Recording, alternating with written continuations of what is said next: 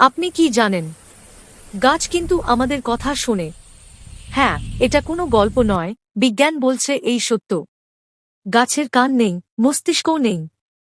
তাহলে তারা আমাদের কথা শোনে কিভাবে? বিজ্ঞানীরা দেখেছেন, গাছ শব্দের কম্পন অনুভব করতে পারে। আমরা যখন কথা বলি, তখন বাতাসে যে কম্পন তৈরি হয়, গাছের কোষ সেই কম্পনের প্রতিক্রিয়া দেখায়। আরও আশ্চর্যের বিষয় হল, গাছের শিকড় একে অপরের সঙ্গে রাসায়নিক সংকেত আদান প্রদান করে। মানে এক গাছ বিপদে পড়লে পাশের গাছগুলো আগে থেকেই সাবধান হয়ে যায়।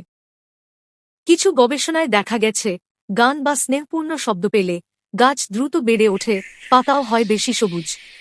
তাই বলা যায়, গাছ আমাদের কথা শোনে কান দিয়ে নয়, প্রকৃতির ভাষা বুঝে। তাই গাছের সঙ্গে ভালো ব্যবহার করুন, কথা বলুন, কারণ ওরাও সব বুঝতে পারে। ভিডিও ভালো লাগলে লাইক আর শেয়ার করতে ভুলবেন না।